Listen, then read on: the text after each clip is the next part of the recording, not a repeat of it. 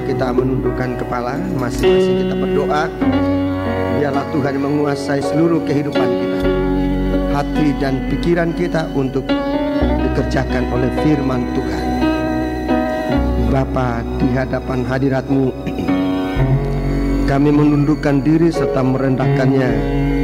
Biarlah Engkau menguasai seluruh kehidupan kami, perhatian kami, panca indera kami, hati kami, perasaan kami, semua kami persembahkan untuk bisa dipakai bagi menampung firman-Mu dalam kesempatan malam ini. Tuhan, Engkau tahu kekurangan dan kelemahan kami, kami pun menyadarinya.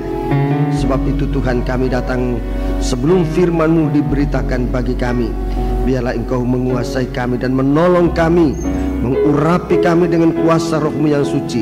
Baik hamba-Mu yang menyampaikan firman-Mu maupun seluruh sidang jemaat, dalam saat kami duduk mendengarnya, pengaruh kuasa Roh-Mu yang suci akan kami benar-benar merasakan pertolongannya untuk menerima dan mengerti firman-Mu. Kuasa-kuasa kegelapan yang selalu mau mengganggu, menggoda kami, Tuhan, kami bersatu hati panggil nama Engkau buat usir dia. Di dalam nama Tuhan Yesus Kristus, segala roh jahat, segala setan kami ikat, kami perintahkan kamu semua dalam nama Yesus, pergi. Darah Yesus yang berkuasa.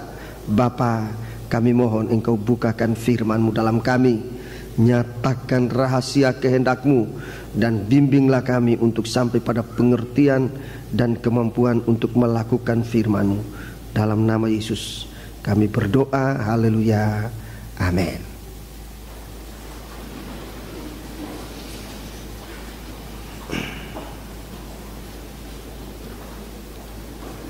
Sidang jemaat yang dikasihi Tuhan, saya menyampaikan salam sejahtera bagi kita sekalian, rekan-rekan hamba Tuhan seberapapun saudara berada. Dalam kesempatan dan malam hari ini, biarlah kita duduk dengan tenang untuk bisa mendengar firman-Mu, dan kita percayakan hidup kita kepada Tuhan. Tuhan yang akan memberikan kita pertolongan sepenuh-penuhnya. Puji Tuhan. Kita akan membuka Alkitab kita dalam kitab Wahyu pasal yang ke-6. Segera kita akan masuk dalam firman Allah ini, dan biarlah kita akan ikuti pembacaan dengan saksama. Saudara yang membawa Alkitab, dan sebaiknya demikian setiap kali kita berbakti, kita membawa Alkitab kita secara pribadi yang kita baca sendiri, dan kemudian dalam firman Allah, dalam kebaktian, saudara bisa ikut membaca, dan itu sangat berfaedah bagi saudara sendiri. Saudara-saudaraku akan lebih pelihara, lebih terpusatkan, perhatian saudara lebih terpusatkan saat membaca. Dan bagi kami yang menyampaikan firman, dengan saudara mengikuti pembacaan dalam Alkitab, mempunyai Alkitab sendiri, kami bisa terkontrol apakah pemberitaan ini berdasarkan Alkitab atau tidak.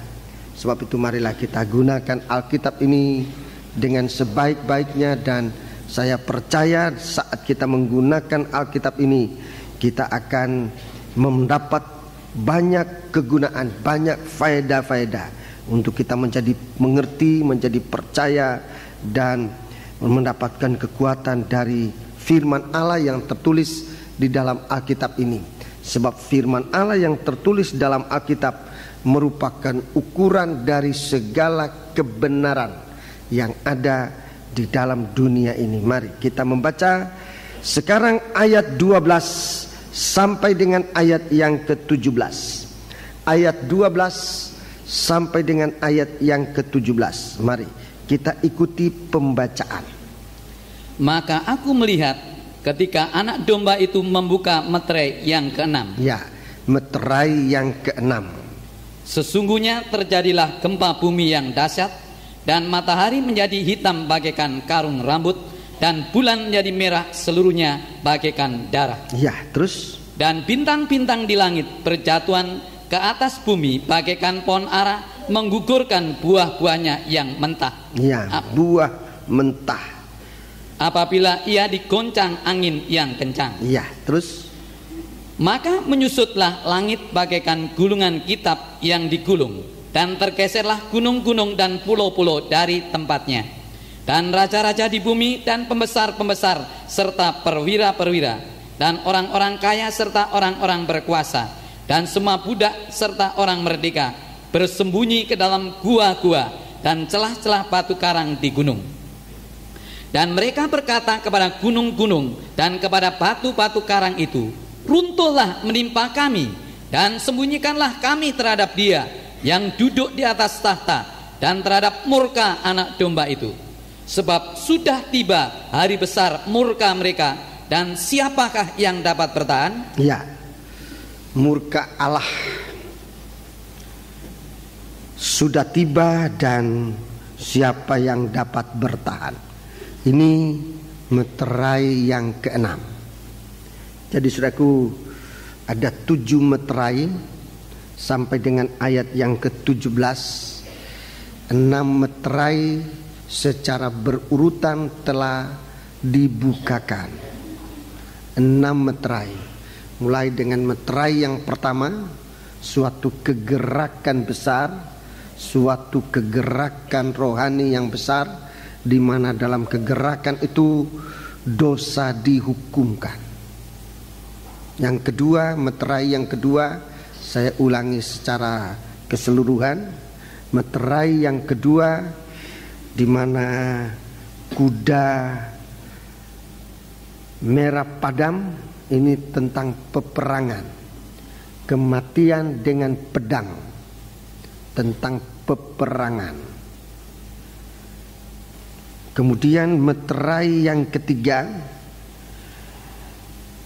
kuda hitam, kematian dengan kelaparan. Ini kuda hitam, terjadi kelaparan. Kemudian pasal yang ketujuh, meterai yang keempat, ayat yang ketujuh, meterai yang keempat, kuda kelabu, maut, ya, maut dengan berbagai-bagai cara, dengan binatang-binatang buas yang ada di bumi, dengan peperangan, kelaparan, sampar, saudaraku, diakumulasikan dalam meterai yang keempat ini. Kemudian meterai yang kelima, meterai yang kelima, nyawa orang-orang yang mati syahid. Orang-orang yang mati syahid memiliki firman dan kesaksian Yesus. Ya.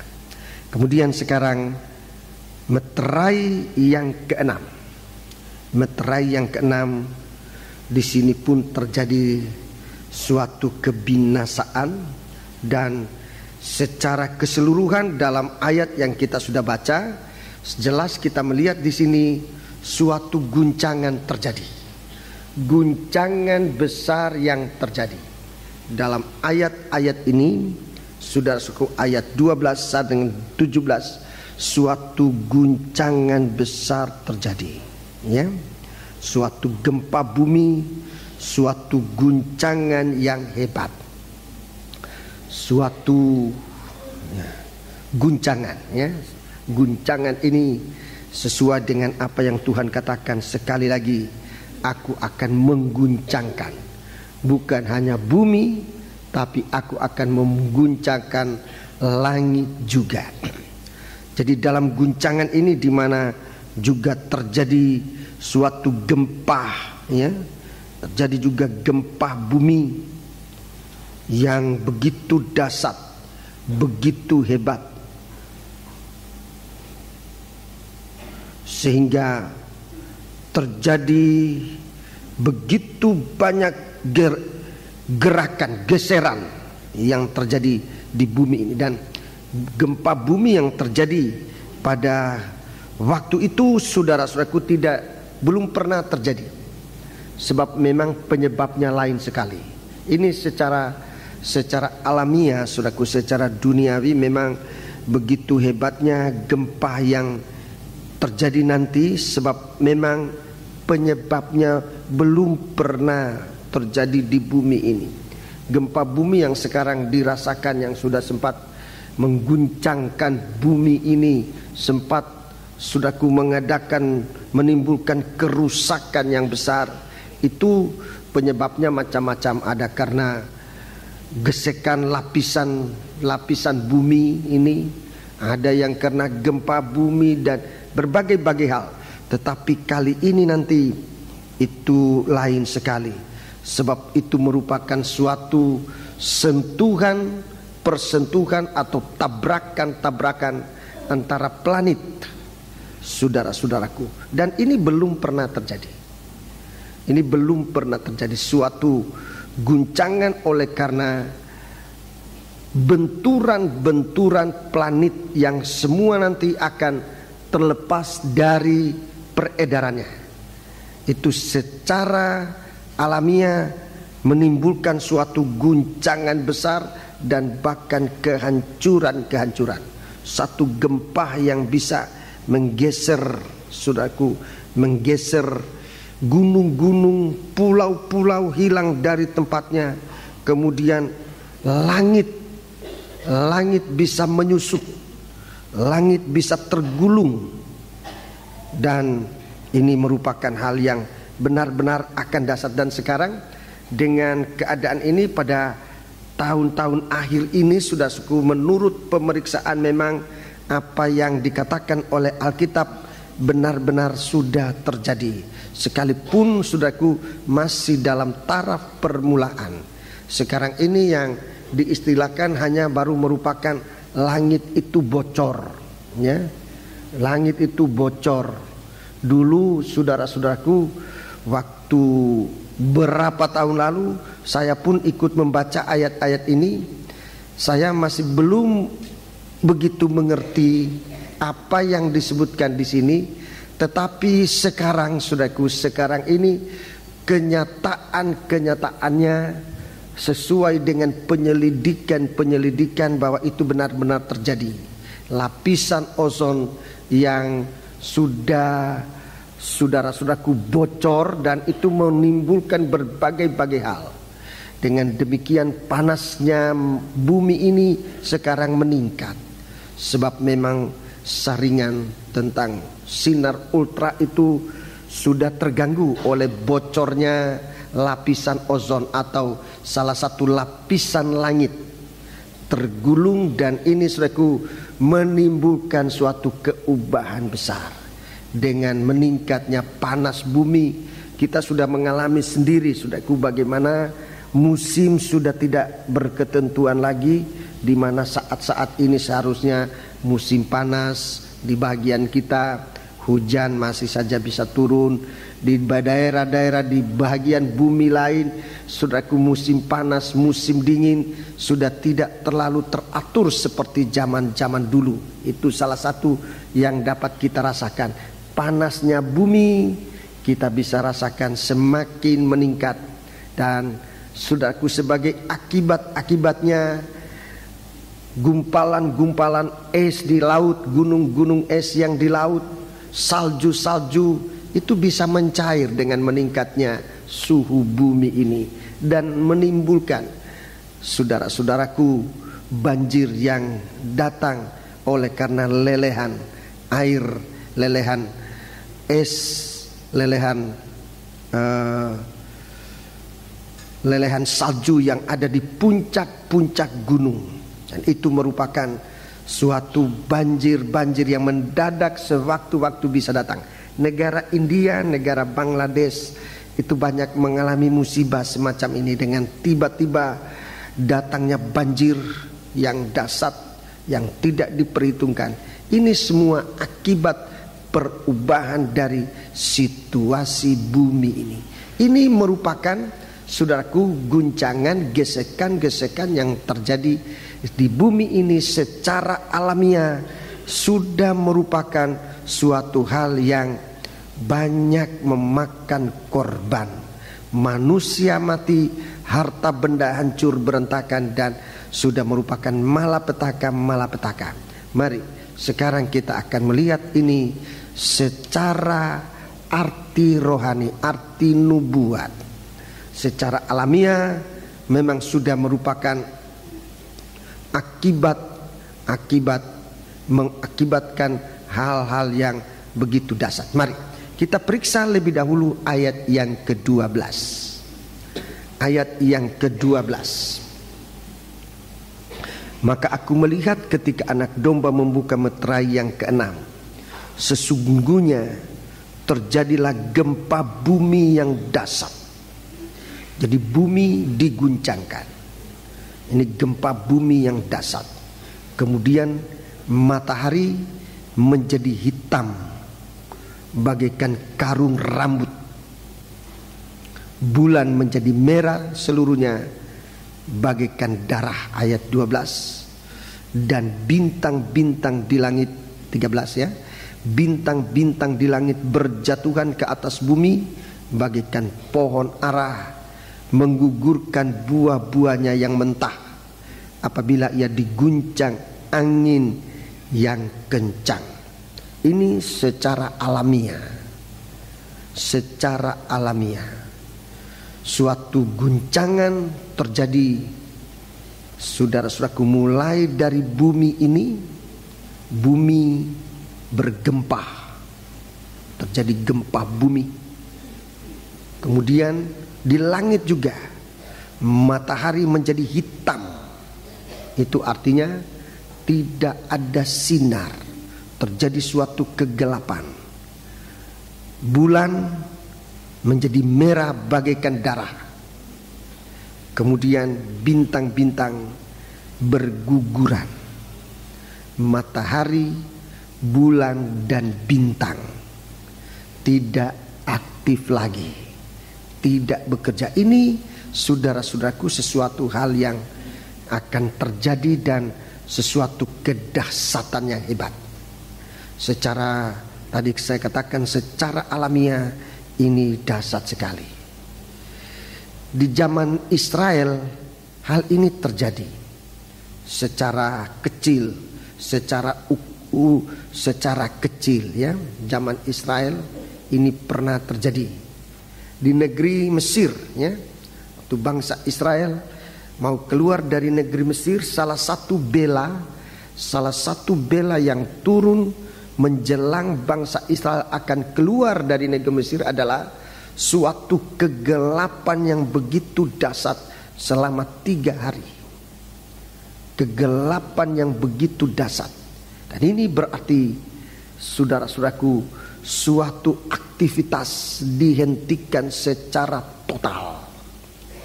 Di waktu itu tidak ada orang bergerak dari tempatnya. Itu di negeri Mesir. Tidak ada orang bisa bergerak. Sebab kegelapan itu begitu hebat. Dan Alkitab mengatakan seperti dapat diraba. Menjadi suatu wujud yang bukan hanya dirasakan, hanya dilihat, tetapi dapat diraba. Begitu kentalnya kegelapan itu, saudaraku. Matahari menjadi hitam, bulan menjadi darah, bintang berguguran. Bintang berguguran artinya terlepas dari rute peredarannya, dari lintasan peredarannya.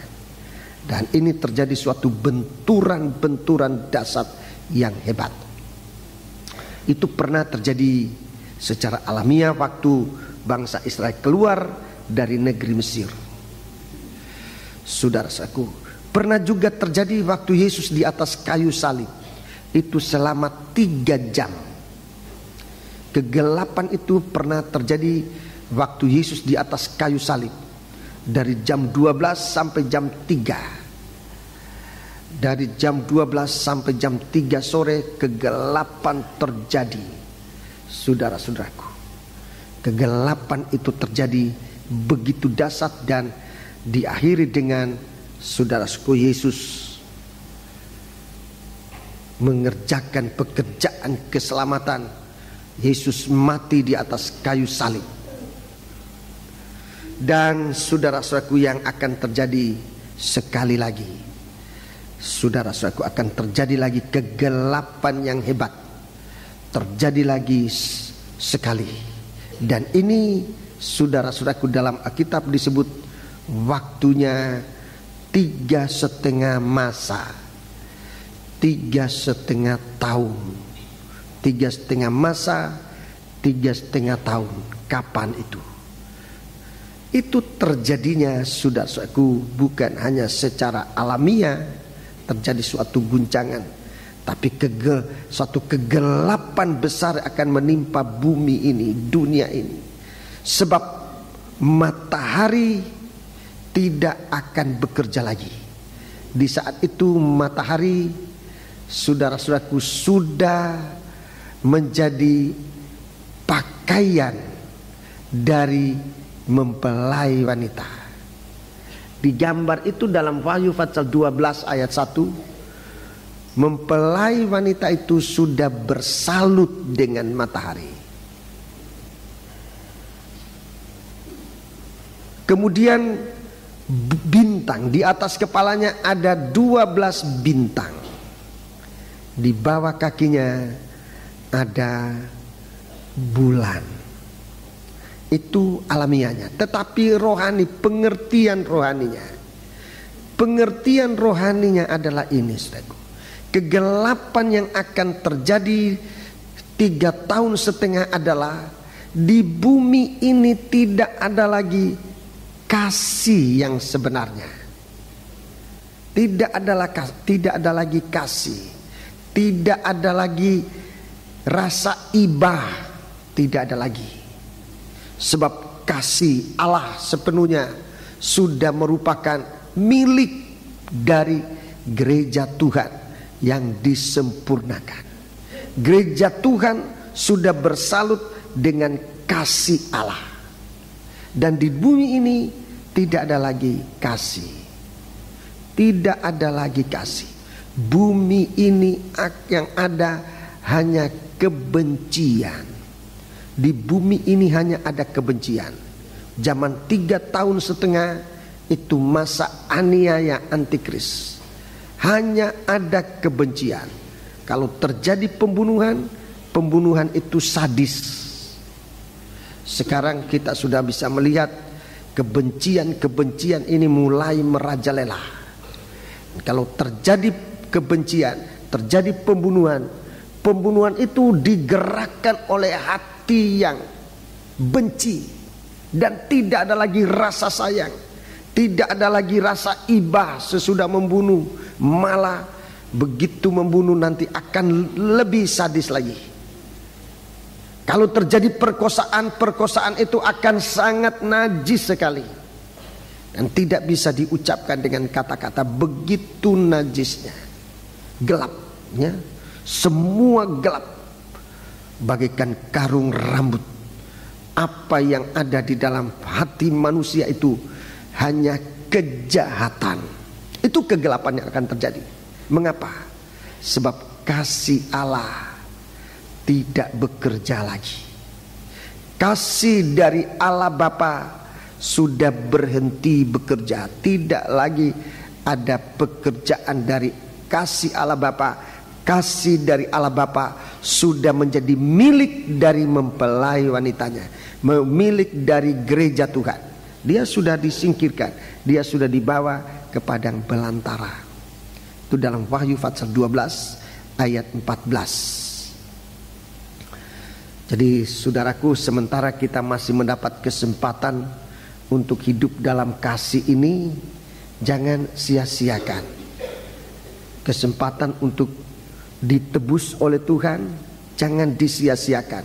Darah itu pekerjaan penebusan. Di waktu kegelapan tidak ada lagi pekerjaan penebusan, tidak ada lagi pengampunan.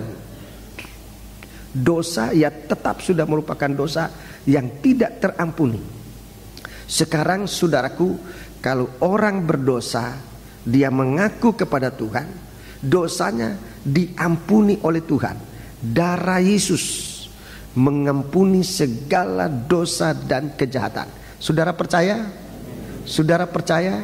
Tapi satu waktu bulan itu sudah menjadi seperti darah. Artinya, saudara-saudaraku, pekerjaan pengampunan yang ditolak itu akan berbalik menjadi suatu penghukuman yang hebat.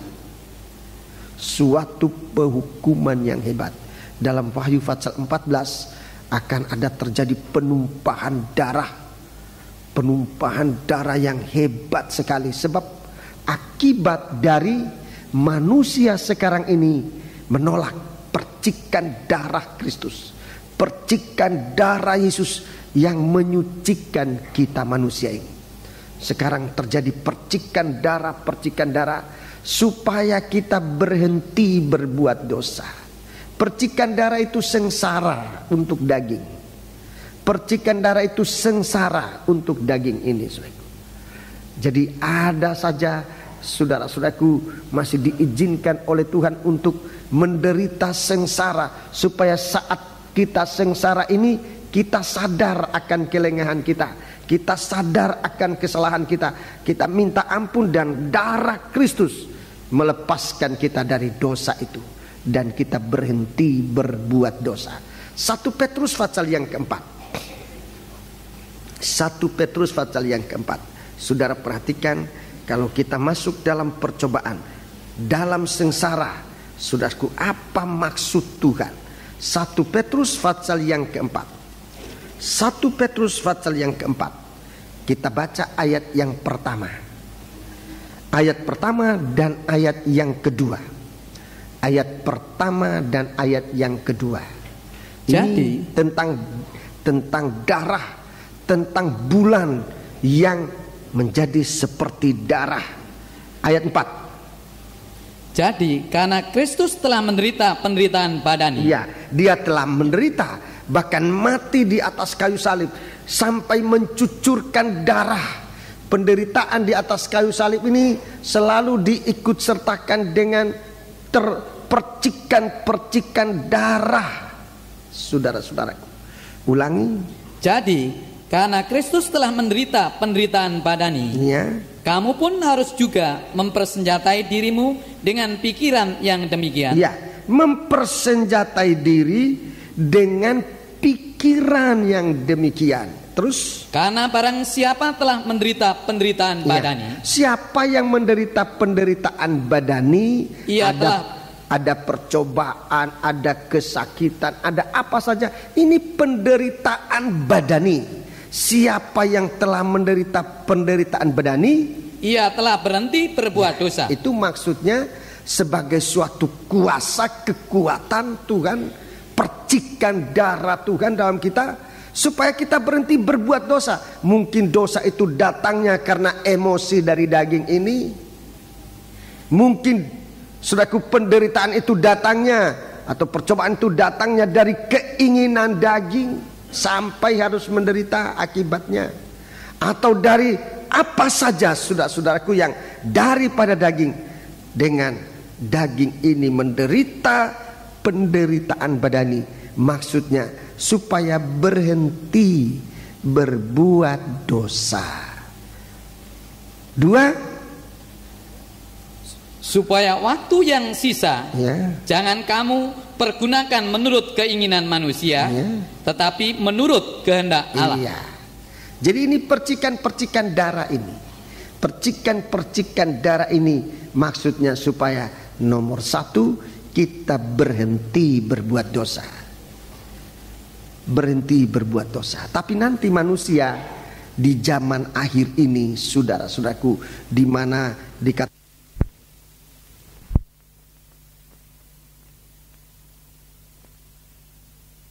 berbuat dosa, tetapi malah bertambah berbuat dosa. Mengapa? Sebab daging menolak percikan darah.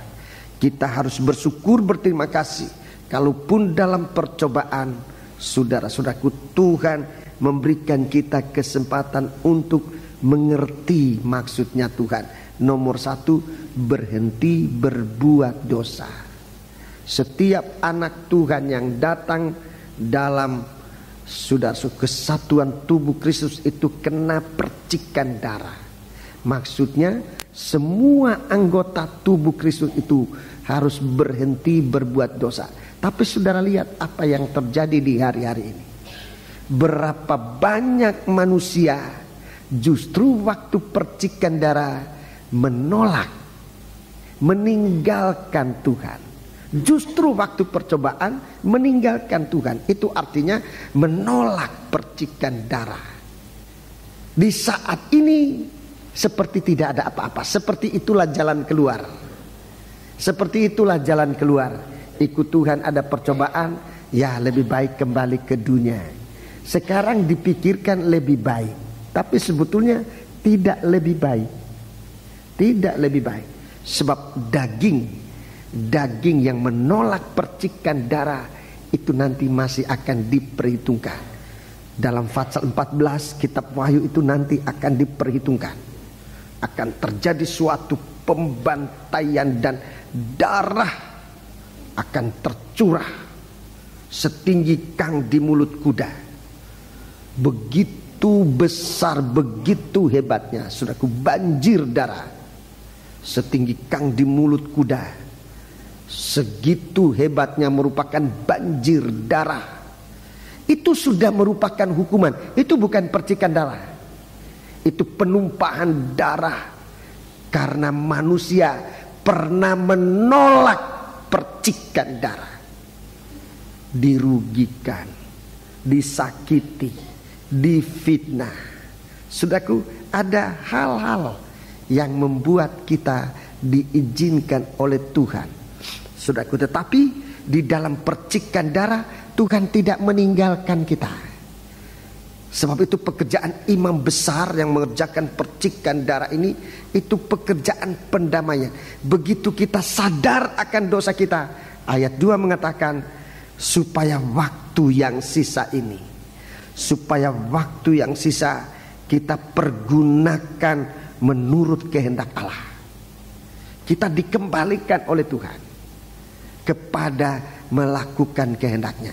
Tadinya kita, saudaraku, kita jauh dari Tuhan, kita meninggalkan Tuhan, kita melakukan segala keinginan manusia, segala hawa nafsu, segala emosi, segala dendam kita lakukan, suatu pembalasan secara sendiri. Tapi saudara-saudaraku, dengan demikian, kalau kita masih mengerti kasih Tuhan, dengan percikan darahnya dan kita terima, kita berhenti berbuat dosa itu, kita kembali kepada Tuhan untuk melakukan kehendaknya, dan itu sudah selesai. Kita berada di pihak terang dari Allah.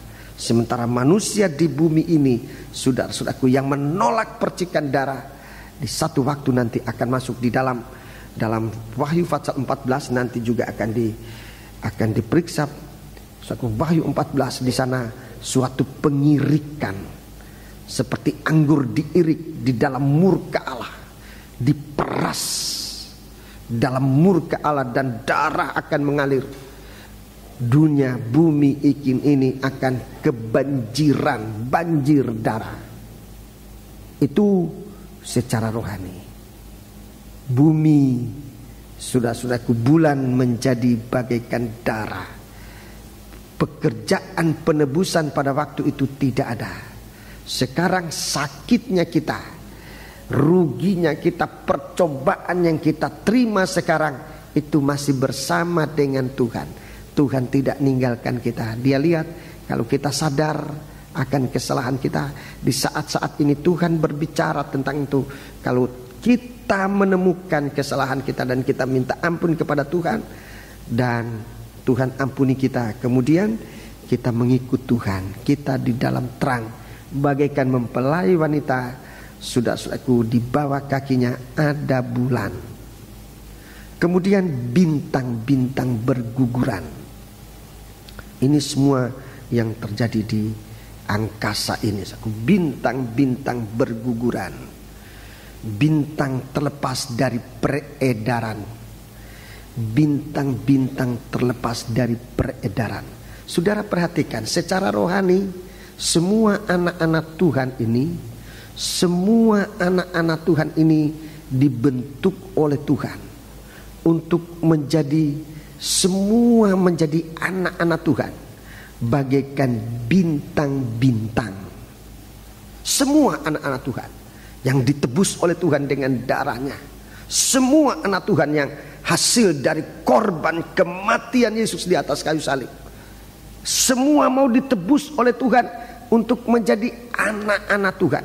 Dalam Filipi 2, mari kita baca ini.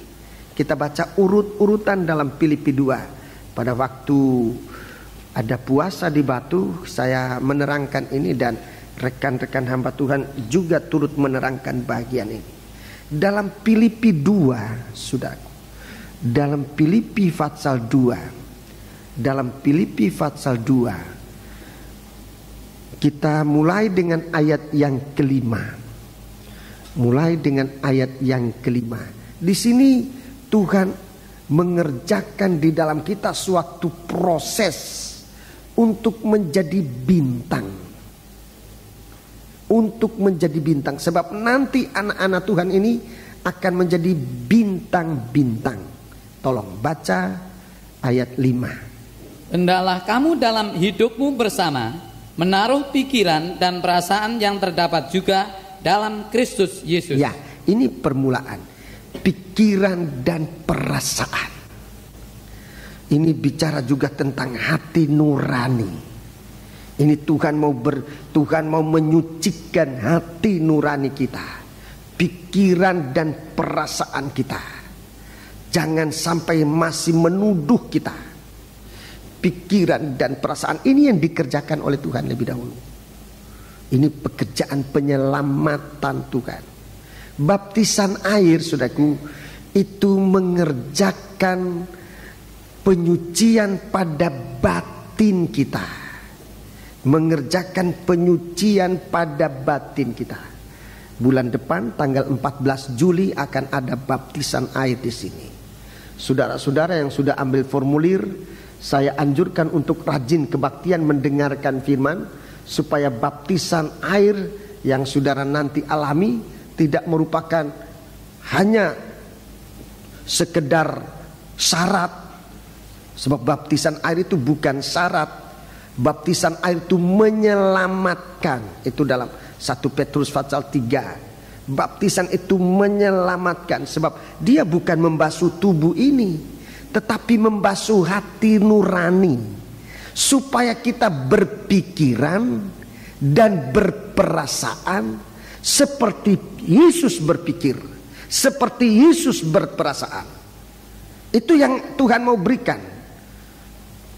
Dalam proses Tuhan menjadikan kita bukan hanya orang-orang yang diselamatkan, tetapi untuk menjadi anak-anak Tuhan, anak-anak Ibrahim yang bagaikan bintang-bintang di langit. Ada dua macam anak Ibrahim. Ada dua macam anak Ibrahim. Pertama kali Tuhan bicara tentang anak Ibrahim yang bagaikan pasir, bagaikan lebu tanah, bagaikan pasir yang di tepi pantai. Itu di dalam kitab Kejadian pasal yang ke-13 disebutkan. Anak-anak Ibrahim ini nanti akan seperti pasir. Itu yang pertama. Satu kehidupan Kristen yang hanya memikirkan perkara dunia. Itu tidak disebutkan prosesnya apa. Lebih bagus kita, saudara taruh tanda di sini, saudaraku. Tidak ngapa kita menyimpang sedikit, tidak menyimpang, tapi ini mulai saya mau tunjukkan satu arah, suatu kaitan-kaitan. Kitab Kejadian pasal yang ke-13.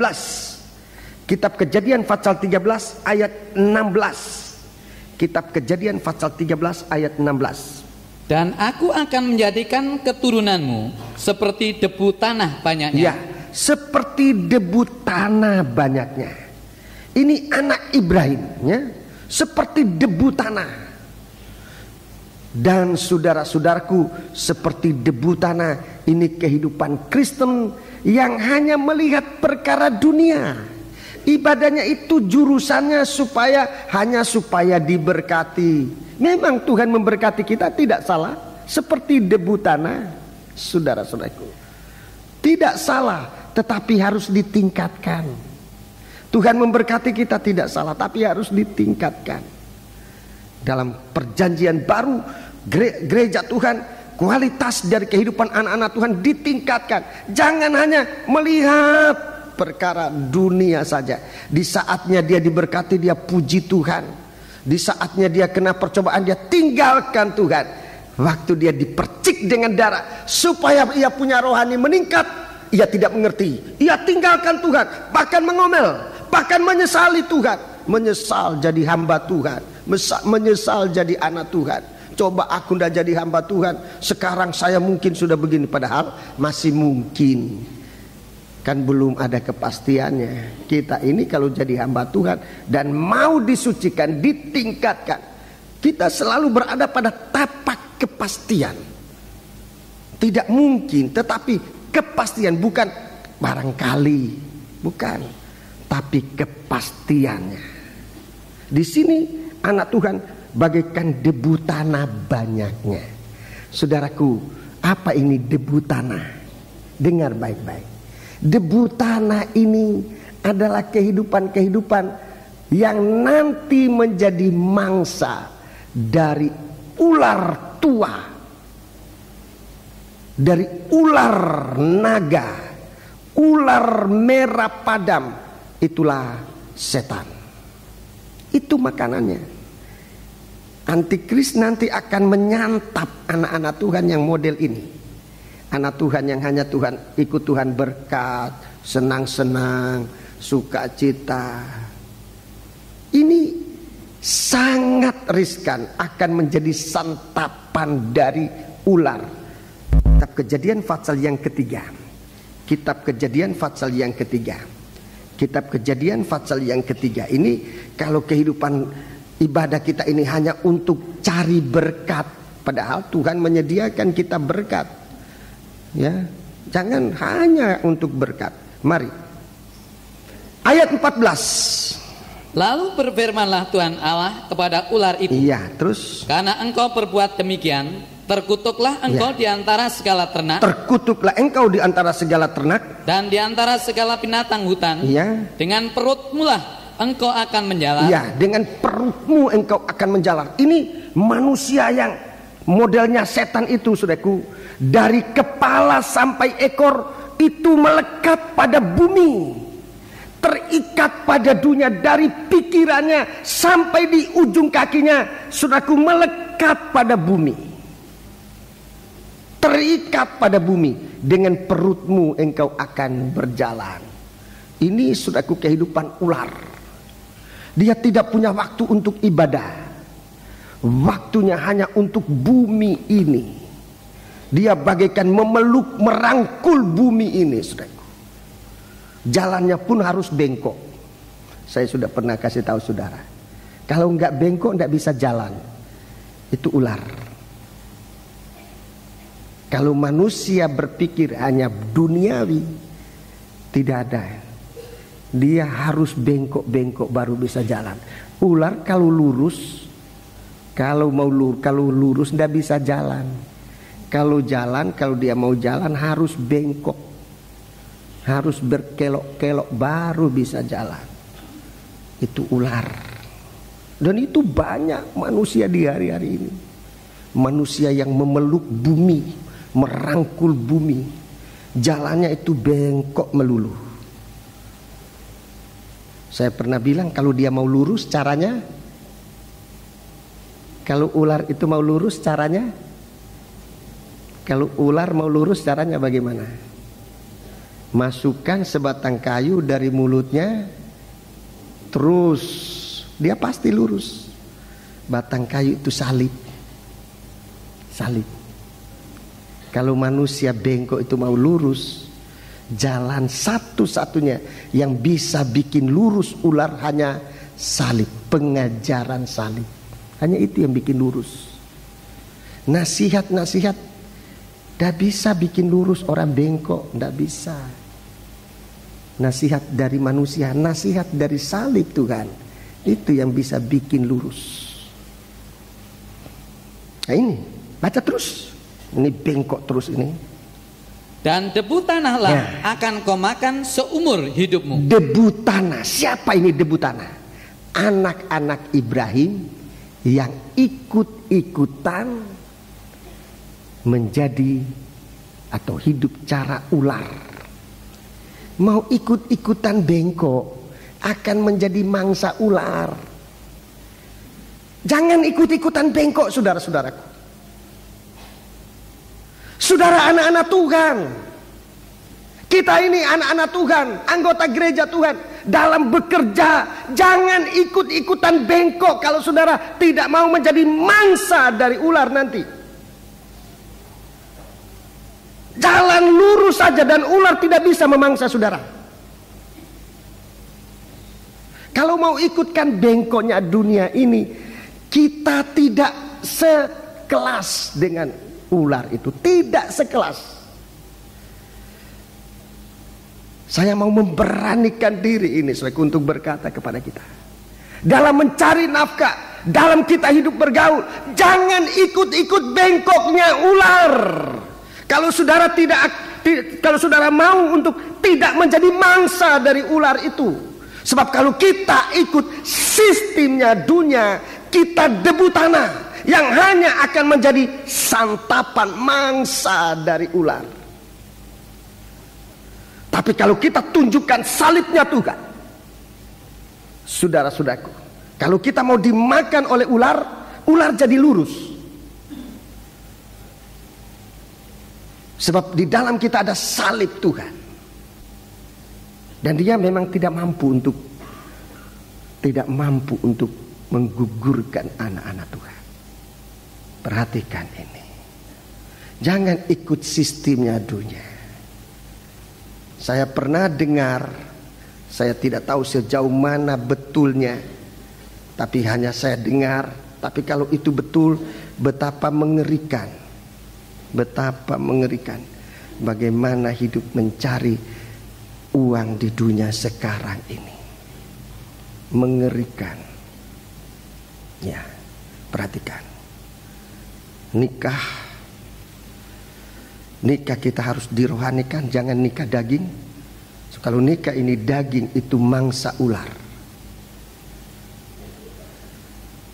Saya kasih umpama saja, tidak. Kalau saya kasih umpama ini untuk supaya lebih mengerti aja, bukan berarti kalau saya gunakan istilah dagang, bukan berarti semua orang dagang ini jelek, bukan. Ada yang mengucapkan begitu, memiripkan gambaran. Dia bilang, om sekarang kalau dagang tidak daging nggak bisa jalan. Dagang dan daging itu tinggal A dengan I yang dia gambarkan begitu. Tapi sekali lagi saya tidak bicara bahwa orang dagang semua daging, orang daging semua dagang, tidak. Dia gambarkan sejauh mana dasarnya ular memangsa manusia daging. Sejauh mana, sebab ular punya kekuatan itu ekonomi. Ular ini nanti, antikris punya kekuatan nanti ekonomi dunia ini. Yang menjadi mangsanya adalah anak-anak Tuhan tapi bertabiat duniawi. Anak-anak Tuhan bertabiat duniawi, itu menjadi mangsa. Sebab itu kita mau sungguh-sungguh, saudaraku. Jangan menjadi anak Ibrahim hanya sampai setaraf debu tanah. Kita harus ditingkatkan. Dalam Kejadian pasal 15, Kejadian pasal 15, Tuhan meningkatkan. Setelah Tuhan bicara kepada Ibrahim, anakmu seperti debu tanah, itu pasal 13. Kejadian pasal 15, Tuhan bicara tentang anak Ibrahim ini akan ditingkatkan oleh Tuhan. Ayat 5, pasal 15, kitab Kejadian pasal 15 ayat 5. Lalu Tuhan membawa Abram keluar serta berfirman, ya. Coba lihat ke langit. Coba lihat ke langit. Hitunglah bintang-bintang. Hitunglah bintang-bintang. Jika engkau dapat menghitungnya. Terus? Maka firman-Nya kepadanya, demikianlah banyaknya nanti keturunan. Iya, jadi keturunan Ibrahim ini Tuhan mau tingkatkan tidak seperti debu tanah, sudah, tetapi seperti bintang. Nanti anak Ibrahim ini, saudaraku, yang disebutkan Israel yang rohani digambarkan seperti matahari, bulan, dan bintang. Dia bersalut matahari, di kepalanya ada 12 bintang, di kakinya ada bulan. Dia akan tampil di udara, saudara. Dan setan ini akan coba menerkam ular merah padam, ular tua yang disebut setan, disebut iblis. Dia akan menerkam wanita yang bersalut dengan matahari, itu anak Ibrahim yang bagaikan bintang, satu kehidupan yang menjadi terang. Dia akan menerkam, tapi setan ini tidak bisa menerkam dia, sebab Tuhan memberikan sayap bagaikan 2 sayap burung nasar. Dan anak-anak Tuhan yang sudah mencapai proses menjadi bintang itu diterbangkan jauh dari mata ular di padang belantara. Nah, sekarang setan ini akan menjadi begitu marah. Dia lihat yang menjadi bintang-bintang sudah pergi, tapi masih ada benih yang lain. Benih yang masih tinggal, yang ada di mana? Di bumi.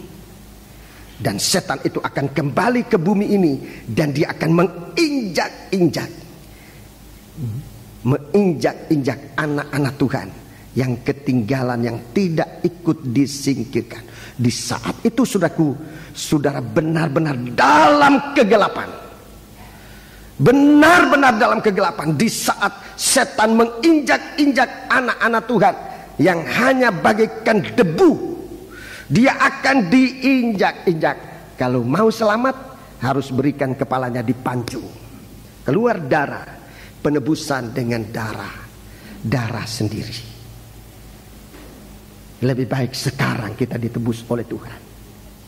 Hendaklah kamu dalam hidupmu bersama menaruh pikiran ini, menaruh perasaan ini yang ada pada Kristus, yaitu, saudaraku, kita diselamatkan mulai dengan pembasuhan hati nurani kita.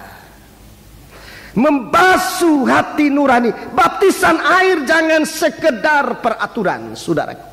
Baptisan yang hanya sekedar peraturan, saudara-saudaraku, coba perhatikan apakah baptisan air itu sesuai dengan firman atau tidak.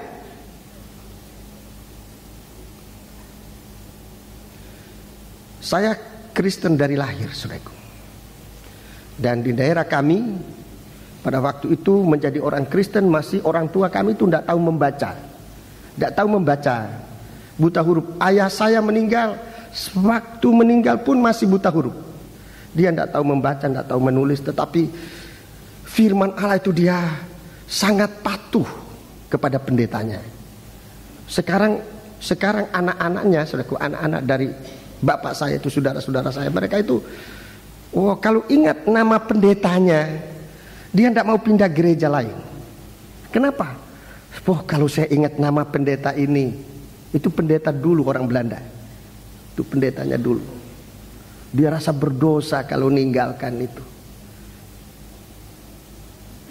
Jadi waktu itu kami dengar, orang tua kami dengar baptisan air demikian, ya itu sebab kami tidak bisa membaca. Katakan baptisan air, umpamanya waktu itu dia katakan baptisan air naik di pohon, ya kami naik di pohon. Sebab kita tidak bisa membaca, kita percaya pendeta ini. Dia yang bisa baca Alkitab, kita nggak bisa baca. Seandainya dia bilang waktu itu baptisan air, kalau ada hujan kamu pergi main hujan-hujanan, itulah baptisan air, kami akan lakukan.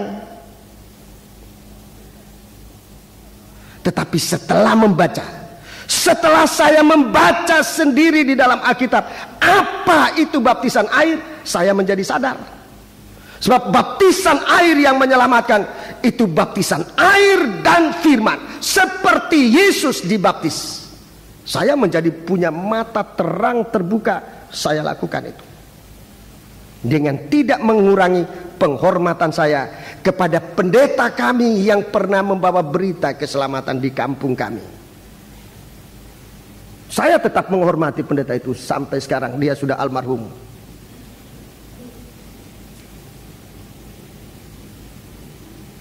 Kuburan mereka ada di sini di Jawa Timur, di Mojowarno. Saya pernah ke sana lihat, oh ini kuburnya pendeta yang pernah mengabarkan Injil di daerah kami. Orang Belanda.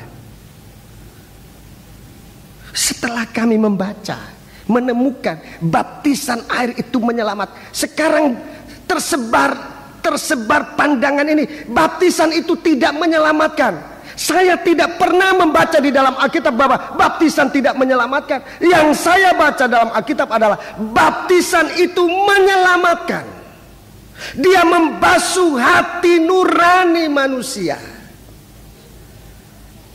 Dia menyucikan hati nurani, memohonkan perasaan hati nurani yang baik kepada Allah. Itu dikerjakan oleh Tuhan dalam baptisan air. Waktu Yesus datang ke dunia, Dia tidak berbuat dosa, tidak ada kesalahan dalam mulutnya, bersih suci.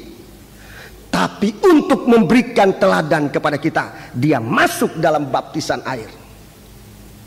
Dia masuk dalam baptisan air. Dan kemudian Dia katakan, seperti aku dibaptis, demikian juga kamu dibaptis. Demikian juga kamu akan dibaptis. Ini semua dalam ayat-ayat Alkitab. Dalam Injil Markus pasal 10 umpamanya disebutkan di situ, seperti aku dibaptis. Itu permulaan untuk mengangkat kita manusia ini, saudara, yang sudah percaya kepada Tuhan. Jangan hanya sekedar percaya, sebab kalau sudah percaya kita disebut orang Kristen. Percaya dari pintu gerbang kita percaya, sampai mezbah korban bakaran kita pun percaya. Tetapi untuk meningkat baptisan air, kita dibasuh hati nurani kita, supaya berpikiran dan berperasaan seperti pikiran dan perasaan yang ada pada Yesus. Ini penting. Ini penting. Kalau kita hanya sampai percaya, saudara-saudaraku, banyak kali itu tadi. Waktu kita diberkati, oh puji Tuhan, Tuhan ada. Tapi kalau kita berdoa dan doa kita belum dijawab, oh Tuhan tidak ada. Lalu kita bisa mulai menghujat, bisa sedikitnya meninggalkan Tuhan. Dan ini berbahaya.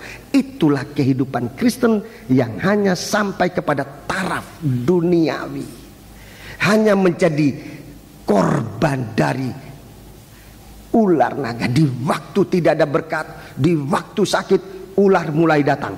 Hojatlah Allahmu, tinggalkanlah Tuhanmu. Dan orang-orang yang tidak meningkat rohaninya akan pasti mengatakan, iya betul, di saat itu ular telah menelan dia.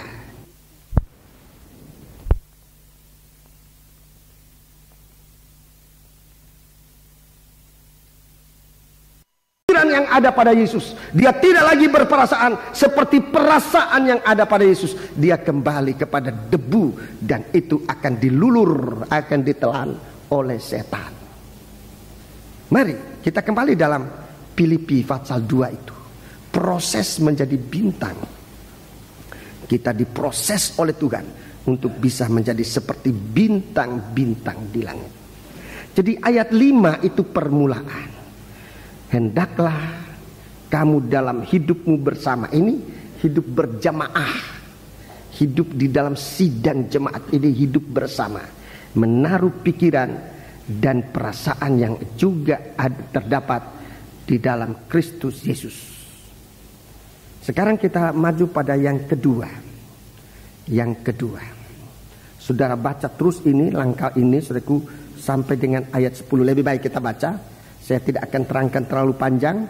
Saya akan tunjukkan secara garis besar saja. Ayat 6. Yang walaupun dalam rupa Allah, tidak menganggap kesetaraan dengan Allah itu sebagai milik yang harus dipertahankan. Iya, terus. Melainkan telah mengosongkan dirinya sendiri dan mengambil rupa seorang hamba dan menjadi sama dengan manusia. Sama dengan manusia. Terus. Dan dalam keadaan sebagai manusia, ia telah merendahkan dirinya dan taat sampai mati, bahkan sampai mati di kayu salib. Iya, jadi di dalam keadaan sebagai manusia bisa taat.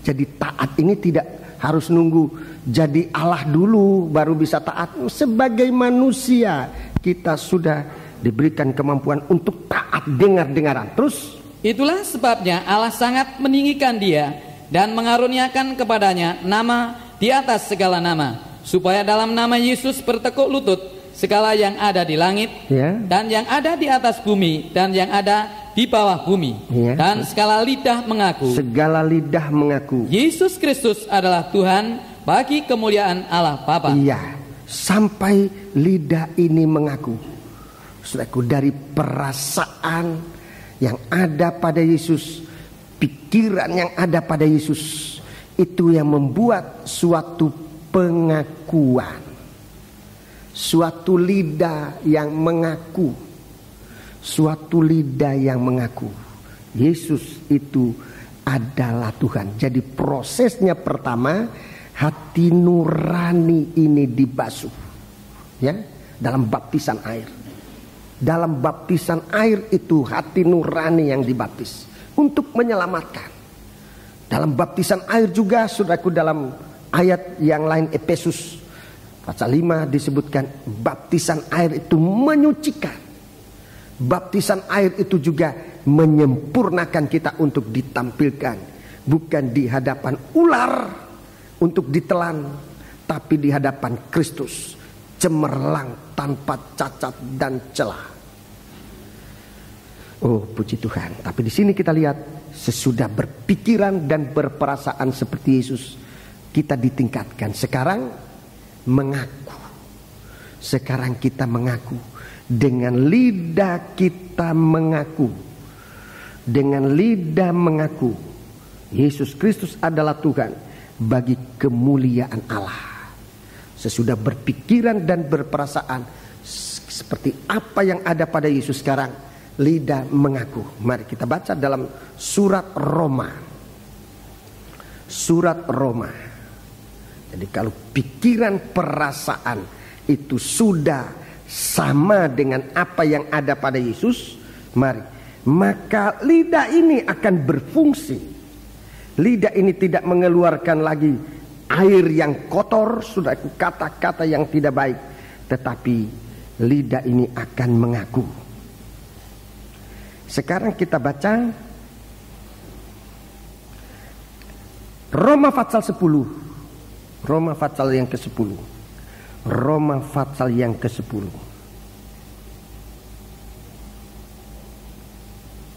Ayat 9 dan selanjutnya.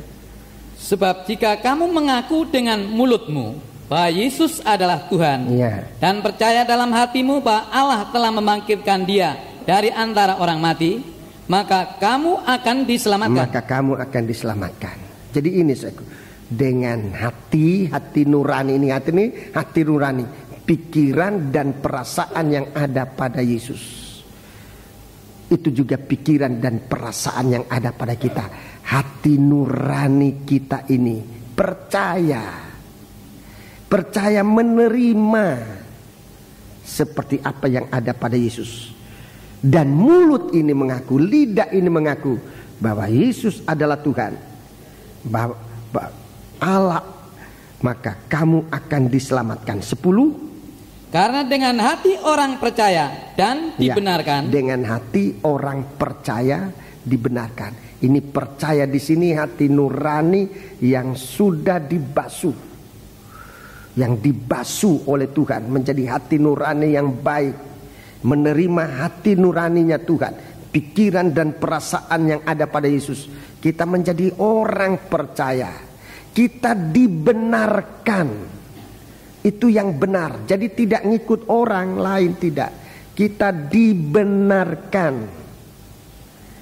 Kita dibenarkan terus. Dan dengan mulut orang mengaku dan diselamatkan. Dengan mulut orang mengaku dan diselamatkan. Di sini dalam Filipi pasal 2 itu sampai lidah kita mengaku.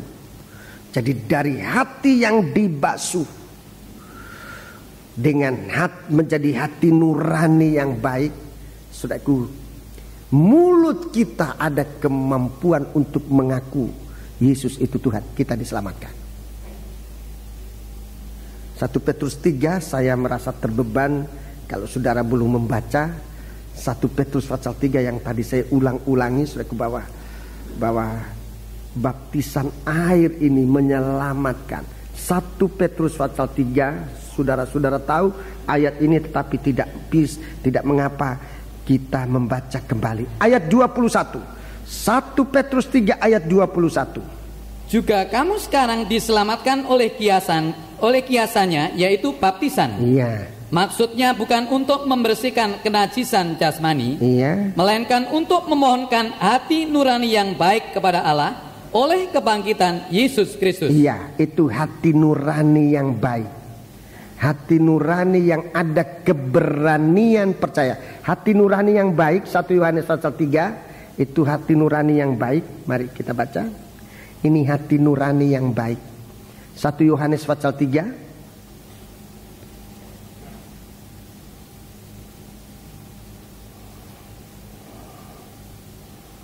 1 Yohanes pasal 3 ayat 21. Ayat 21. Saudara-saudaraku yang kekasih, Ya. jikalau hati kita tidak menuduh kita, Ya, jika hati nurani tidak menuduh lagi, hati nurani tidak menuduh lagi, terus maka kita mempunyai keberanian Ya. percaya untuk mendekati Allah. iya, kita punya keberanian percaya untuk mendekati Allah. Adam dan Hawa punya hati nurani yang menuduh dia. Dia merasa sudah berdosa, dia tinggalkan Tuhan, dia bersembunyi dari Tuhan. Sebab hati nuraninya terus menuduh. Hati nurani ini tidak bisa diajak kompromi, saudara. Kalau dia berbuat dosa, saudara bisa sembunyikan kepada siapapun juga, kepada suami, kepada istri. Wah, aku nggak berbuat itu. Hati nuranimu bilang iya, kamu berbuat. Nggak bisa disembunyikan. Dan kalau saudara berdoa, saudara mendengar firman, saudara tidak ada kontak dengan Tuhan. Biar pendeta siapapun khotbah, saudara tidak akan mengerti, sebab hati nuranimu menuduh. Ada hal-hal yang tidak beres dalam hati nurani. Kalau hati nuranimu dibasuh, kalau hati nuranimu sampai tidak menuduh, tidak bersuara lagi. Sebab apa? Sebab darah Yesus sudah menutupinya. Dia tidak bersuara lagi. Dia akan mengatakan betul kamu berbuat dosa, tapi darah Yesus sudah mengampuni kamu. Kita ada keberanian mendekatkan diri kepada Tuhan. Itu namanya selamat. Ada keberanian percaya untuk mendekati Allah. Dan apa saja yang kita minta, kita memperoleh daripadanya, karena kita menurut segala perintahnya dan berbuat apa yang berkenan kepadanya. Ini hati nurani. Selamat. Kita diselamatkan oleh Tuhan. Jadi itu suatu langkah kedua dalam proses ini. Kita kembali dalam surat Filipi itu. Dalam surat Filipi itu. Dalam surat Filipi pasal yang kedua. Filipi pasal 2 ini satu proses menjadi anak-anak Tuhan. Saudara-saudara, Filipi pasal 2. Sesudah lidah mengaku, kita diselamatkan. Bukan karena usaha kita, bukan karena kekuatan kita, tetapi pemberian Tuhan. Kita diselamatkan. Ayat 12. Sekarang ayat 12. Ayat 12. Hai saudara-saudaraku yang kekasih, Iya. kamu senantiasa taat. Kamu senantiasa taat. Karena itu tetaplah kerjakan keselamatanmu Kerjakan keselamatanmu dengan takut dan gentar. ya. Bukan saja seperti waktu aku masih hadir, tetapi terlebih pula sekarang waktu aku tidak hadir. Iya, waktu aku tidak hadir.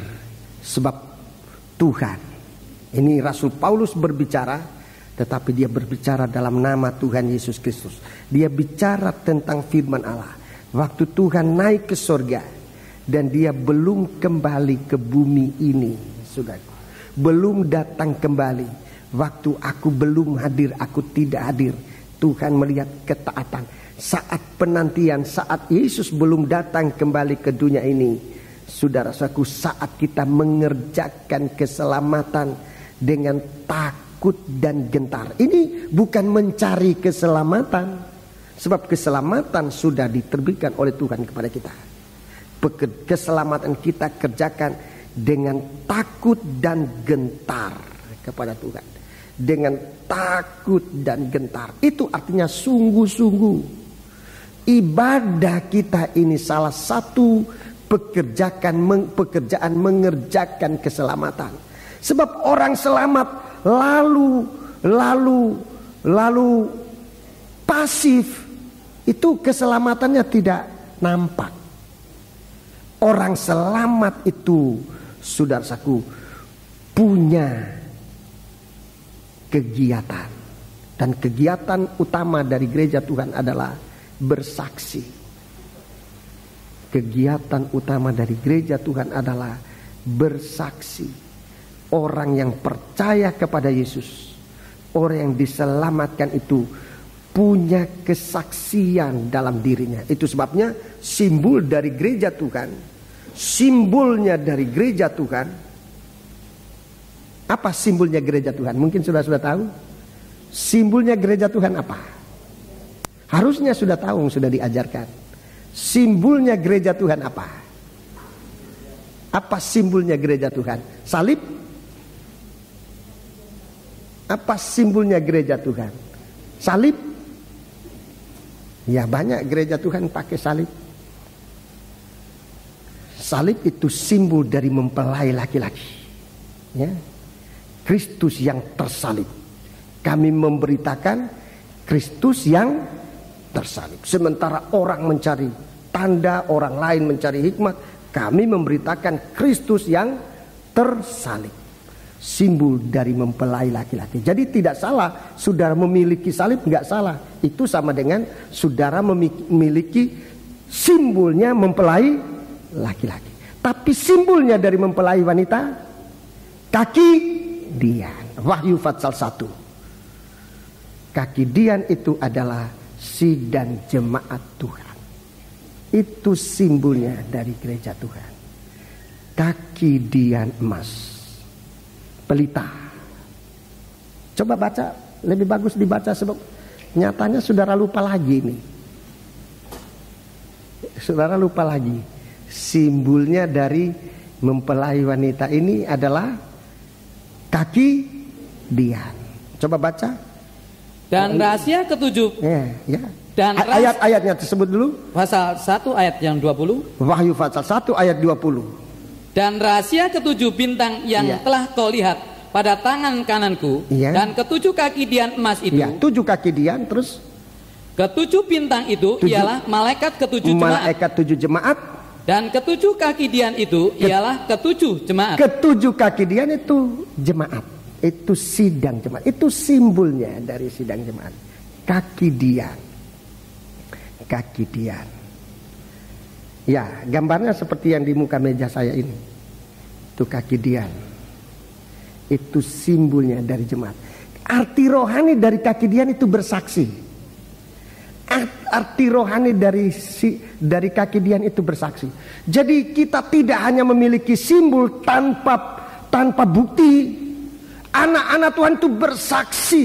Orang percaya itu memiliki kesaksian dalam hidupnya.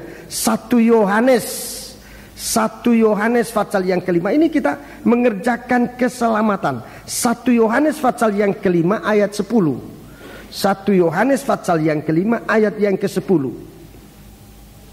Barang siapa percaya kepada anak Allah, ia mempunyai kesaksian itu di dalam dirinya. Ya, ia mempunyai kesaksian dalam dirinya. Jadi kalau dia punya kesaksian bagaikan kaki dian yang bersinar-sinar, yang bercahaya. Kaki dian yang bersinar dan bercahaya. Ia memiliki kesaksian di dalam dirinya. Terus, barang siapa tidak percaya kepada Allah, ia membuat dia menjadi pendusta, karena ia tidak percaya akan kesaksian yang diberikan Allah tentang anaknya. Jadi ada kesaksian. Dalam sidang jemaat saya katakan, dalam kaum muda saya bilang, tadi ruangan kesaksian yang tampil 2 orang. Begitu banyak kaum muda, 300-400 orang waktu itu di sini. Kaum muda, yang saksi 2 orang. Saya bilang kalau di sekarang ini, di saat sekarang ini kita bersaksi tentang berkat Tuhan, kita nggak berani. Bersaksi tentang berkat Tuhan di tengah-tengah anak Tuhan. Kita nggak berani karena malu. Malu itu memadamkan kesaksian. Karena malu, bagaimana nanti kalau di tengah-tengah kegelapan, di tengah-tengah orang percaya harus bersaksi dan akibatnya itu harus kena percikan darah. Apa bisa bersaksi atau tidak? Ditakutkan saat itu seperti Petrus. Di saatnya dia harus bersaksi bahwa akulah juga sahabat dari dia, akulah juga muridnya. Karena dia takut, dia tidak bersaksi. Dia kalah sama ayam jago. Ayam jago dia bersaksi, setia. Kemudian Petrus baru sadar. Bersaksi. Sekarang saudara diberikan sarana untuk bersaksi, yaitu kaset pesalong. Ya saudara ketawa-ketawa, tapi itu sarana. Saudara bersaksi kepada orang, habis bersaksi ini dengar sendiri. Sebab nyanyian itu nyanyian tentang firman Allah. Bukannya mustahil orang mendengar nyanyian itu datang kepada Tuhan. Sebab yang dinyanyikan itu adalah firman Allah, disampaikan dalam bentuk nyanyian. Saudara beli psalm itu, kasetnya bagikan ke orang, jangan dijual. Tapi ada yang juga, sebab orangnya maksa, ndak mau dikasih begitu aja. Aku mau beli. Kalau saudara bijaksana, uang hasilnya itu belikan kaset lagi, jual lagi, harusnya begitu. Tapi ndak dipaksa. Dia ndak mau dikasih gratis, Om. Ya ndak salahnya, tapi lebih baik. Dulu kita tidak mengerti, aku sudah punya kaset itu. Ya kita sudah punya, tapi sesudah kita diberkati dengan firman Allah itu, sekarang kita harus bersaksi menjadi berkat. Ambil. Hamba-hamba Tuhan dikasih sesungguhnya hamba Tuhan ini harus turut bersaksi. Kasih psalm. Yang belum dapat boleh minta nanti sama Thomas. Kalau sudah habis ya puji Tuhan, berarti kesaksian kami lancar. Jadi kalau nggak ada jangan bilang aku belum dapat, Om. Yang belum dapat beli, hamba Tuhan ya. Kita sudah siapkan untuk hamba Tuhan dan dibagikan. Sesungguhnya rekan hamba Tuhan, mari kita bersaksi bersama-sama. Silakan. Saya mendengar hasilnya saudaraku adalah orang-orang tergairah. Tidak untuk jemaat kita, organisasi, tidak, tapi untuk tubuh Kristus. Waktu kaum muda bikin pertemuan Ramatama di Hotel Westin, ada mainan mereka. Kalau aku jadi Pak Rajimin, titik-titik. Lalu ada yang bilang, kalau aku jadi Pak Rajimin, aku akan beli semua kaset psalm itu, lalu ku bagi-bagikan ke orang. Memang itu cara yang baik. Itu baru satu pengusaha, namanya pengusaha di Hotel Westin. Kalau semua saudara-saudara pengusaha ini yang berjualan toko atau apa, setiap orang datang pembeli, habis membeli barang saudara, ini apa namanya sekarang itu? Bonusnya. Orang itu akan ingat, tempo hari aku membeli di toko itu ada bonusnya, aku pergi lagi di toko itu. Siapa tahu masih ada bonusnya. Saya kira masih ada sekarang ya. Bonus masih ada. Pak siapa? Mana Sesripka? Hana? Masih ada. Masih banyak di belakang sana nanti. Saudara bagi-bagikan. Saudara punya langganan. Setiap langganan datang kasih bonus. Oh itu begitu dia dengar nyanyian itu, wih ya, itu saudara itu. Bukannya mustahil dia cari lagi saudara. Bersaksi, nggak rugi toh. Bersaksi itu nggak pernah rugi. Itu saya harus saksikan bahwa kita bersaksi mengerjakan keselamatan itu tidak rugi, nggak rugi saudara. Jadi begitu. Itu kemudian baru saya mendapat, oh iya ini kaset ini kita Saya juga titipkan ke yang besuk-besuk itu, besuk di rumah sakit sesudah orang sakit itu, kasihkan. Dia di saat sakit itu mendengar nyanyian. Ada yang malah minta khotbahnya, ada kaset khotbah, kasihkan. Kasihkan. Dia dengar, saudara sedang mengerjakan keselamatan, bukan mencari keselamatan, sedang mengerjakan keselamatan. Kalau kaset khotbah sekarang beberapa saudara-saudara yang punya kegiatan itu, dia menyebarkan. Sekarang nanti kita ada lagi sarana kita, yaitu majalah-majalah. Saudara diikut sertakan, nanti tuh majalah saudara ikut ambil bebannya, membayar dia punya biaya-biaya pencetakan, kemudian kita sebarkan supaya orang-orang bisa mendengar firman Allah, membaca firman Allah. Ada yang tidak bisa mendengar, membaca. Ada yang tidak bisa membaca, mendengar kaset ini. Puji Tuhan. Sebab itu saudara-saudaraku, mari ke langkah selanjutnya untuk menjadi bintang itu, yaitu kita mengerjakan pekerjaan keselamatan. 1 Petrus pasal 2 tadi, maafkan, Filipi ya. Filipi pasal 2. Filipi pasal 2 tadi kita lihat dalam bekerja itu. Coba kita baca. Dalam bekerja itu ayat 13. Karena Allah lah yang mengerjakan di dalam kamu, baik kemauan maupun pekerjaan menurut kerelaan. Ada pekerjaan. Jangan menganggur. Saudara sudah mendengar pada minggu-minggu yang lalu, kita tidak boleh menganggur. Mengapa kamu tidak bekerja? Mengapa kamu menganggur sehari-harian?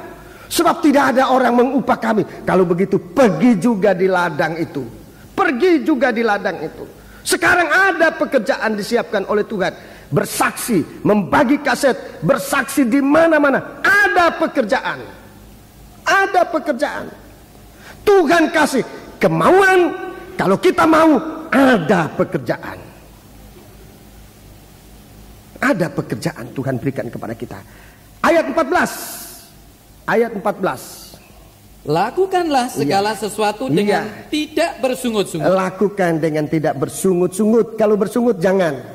Saudara Hana, ya, mana saudara Hana? Kalau bersungut ya jangan. Dipaksa-paksa. Oh jangan. Kalau sambil ngambil kaset, aku mengambil ini karena dipaksa. Stop aja, enggak usah terima uangnya. Jangan. Jangan bersungut-sungut. Tuhan bisa cari orang lain yang kerja.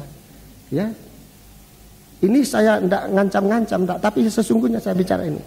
Kalau bersungut-sungut jangan nanti ngomong di jemaat Lemah Putra jual kaset sebab mereka kehabisan uang. Ya mungkin juga kita tidak punya uang, tapi bukan dari jual kaset kita dapat uang, bukan. Kita diberkati oleh Tuhan. Kalau merasa dipaksa jangan. Saudara tidak bisa jadi bintang. Bisa jadi bintang yang gugur. Oh ini keras perkataan. Tapi sesungguhnya saya lebih baik kasih tahu lebih dulu daripada nanti sudah terjadi. Ya. Jangan bersungut-sungut terus. Dan berbantah-bantahan. Jangan berbantah-bantahan. 15. Supaya kamu tiada beraib dan tiada bernoda. Ya. Sebagai anak-anak Allah yang tidak bercela. Sebagai anak Allah, anak-anak Ibrahim, anak-anak Allah yang tidak bercela. Di tengah-tengah angkatan yang bengkok hatinya dan yang sesat ini. Sehingga kamu bercahaya di antara mereka seperti bintang-bintang di dunia. Jadi kita bercahaya seperti bintang-bintang di dunia ini. Kita bercahaya seperti bintang-bintang di bumi ini. Ini proses. Menjadi bintang-bintang di bumi. Sampai menjadi bintang, belum habis prosesnya. Dengarkan saudara saya. Kalau kita sudah menjadi bintang, sudah bersaksi, kesaksian kita menjadi berkat dari orang-orang, belum habis proses menjadi bintang ini.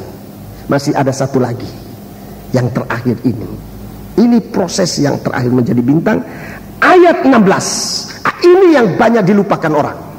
Ayat 16. Sambil berpegang pada firman kehidupan. Ya, bintang ini dia berpegang pada pada firman kehidupan, agar aku dapat bermegah pada hari Kristus, bahwa aku tidak percuma berlomba dan tidak percuma bersusah-susah. Terima kasih. Ini bintang ini. Saudara, saya mau tanya, bintang-bintang itu dia digantung di mana? Bintang yang di langit itu digantung di mana? Kita kan nggak tahu. Tapi di sini dikasih tahu, bintang-bintang ini harus berada pada firman Allah. Itu lintasan, itu jalur yang benar. Kalau kita sudah menjadi anak-anak Tuhan, bagaikan bintang, saudaraku, anak-anak Ibrahim bagaikan bintang di langit. Sekarang yang terakhir, berpegang pada firman. Itu yang terakhir, berpegang pada firman. Salahnya banyak anak-anak Tuhan, setelah dia merasa ditebus oleh Tuhan, setelah merasa ia diselamatkan oleh Tuhan, setelah merasa dipakai oleh Tuhan, dia lepaskan firman. Dengar, saat dia lepaskan pengajaran, saat dia lepaskan firman Allah, firman kehidupan, dia menjadi bintang yang gugur. Dia menjadi bintang yang gugur, bintang yang di luar peredaran yang betul. Dia menjadi bintang tapi gugur. Inilah yang membuat keributan di mana-mana. Bintang gugur ini yang sering, saudaraku, bersentuhan dengan bintang-bintang gugur yang lain. Itu yang menimbulkan guncangan. Itu yang menimbulkan guncangan-guncangan, kehebohan di mana-mana. Siapa? Anak-anak Tuhan, hamba Tuhan, bintang-bintang yang gugur. Itu yang disebut dalam meterai yang ke-6 itu. Saat bintang gugur, bumi bergempah. Sudah laut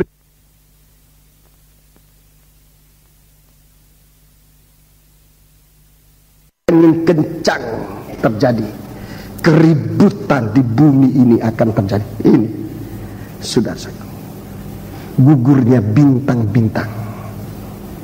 Bintang-bintang anak-anak Tuhan tidak pada peredaran yang betul. Ibadah tidak dalam peredaran yang betul. Ibadah tidak, dan pelayanan tidak dalam peredaran yang betul. Sering sentuhan, sering tabrakan dengan bintang yang lain yang juga gugur. Sudah, bintang yang tidak gugur, ia berada di atas kepala dari mempelai wanita. Dia dilindungi oleh Tuhan jauh dari mata ular.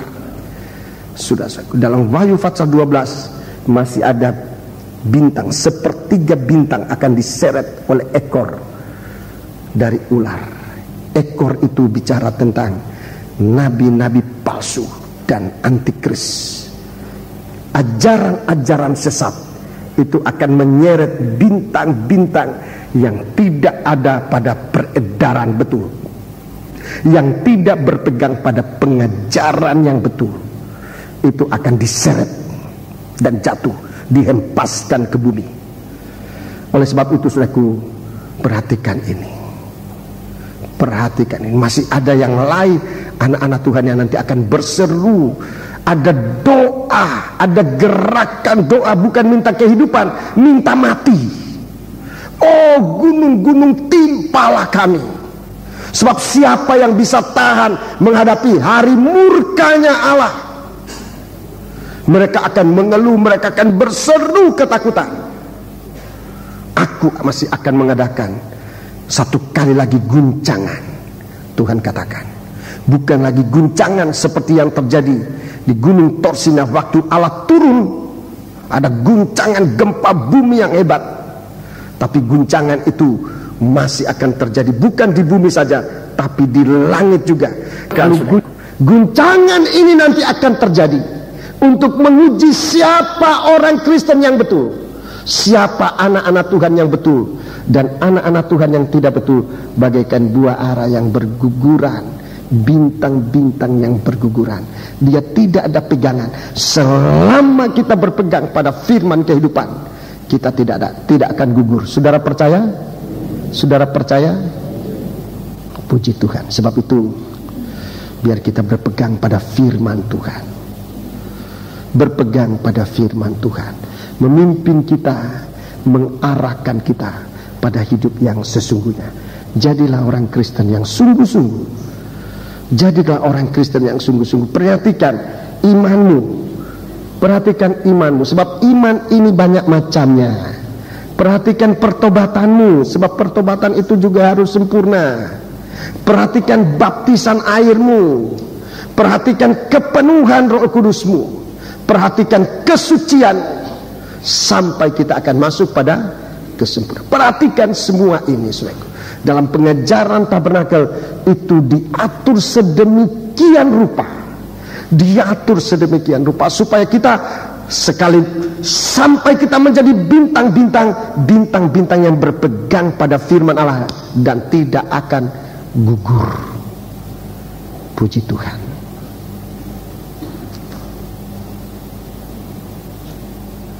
Haleluya. Kita bangkit berdiri.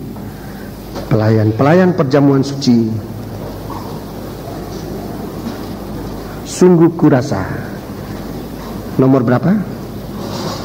204. 204. Sungguh kurasa. Pelayan perjamuan suci segera masuk, maju ke depan.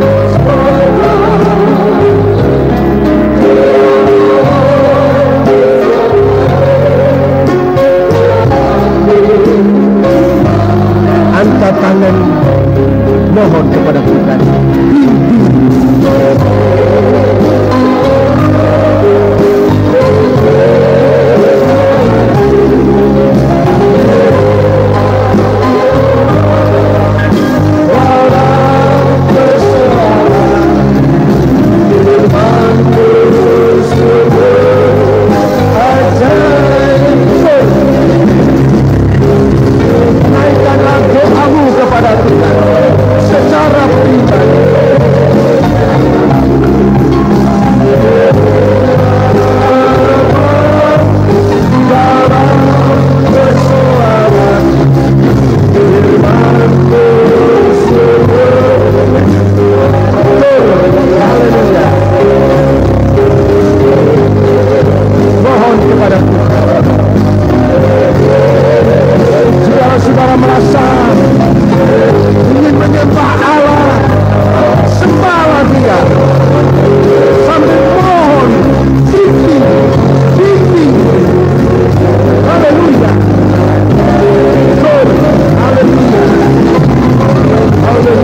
haleluya, haleluya, haleluya, haleluya,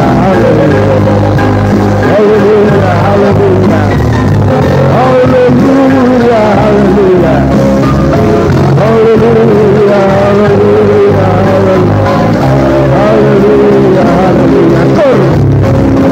haleluya, haleluya, haleluya,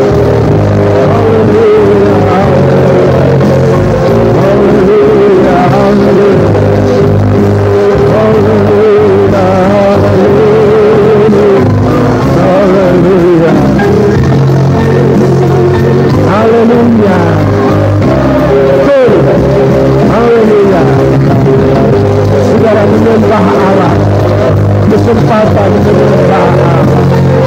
Haleluya, haleluya. Sementara musik melakukan ini, haleluya, melakukan kor ini, sembahlah Allah. Biar Tuhan memimpin langkah-langkah kita. Haleluya, haleluya, haleluya, haleluya, haleluya,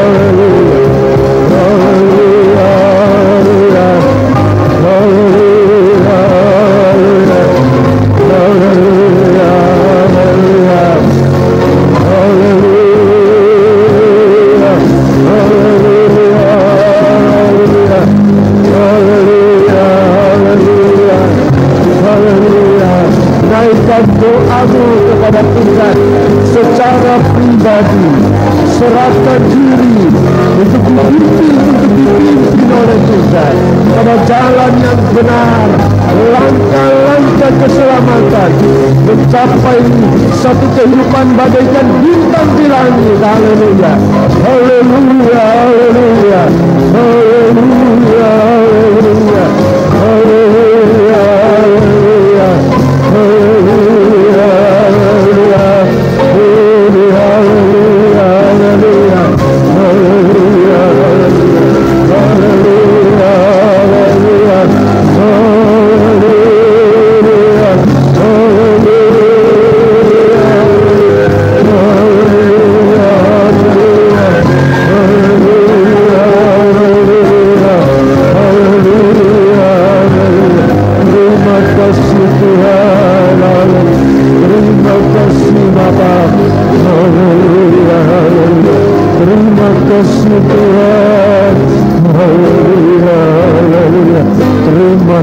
Bapa, terima kasih buat kemurahan-Mu yang berlaku dalam kehidupan kami.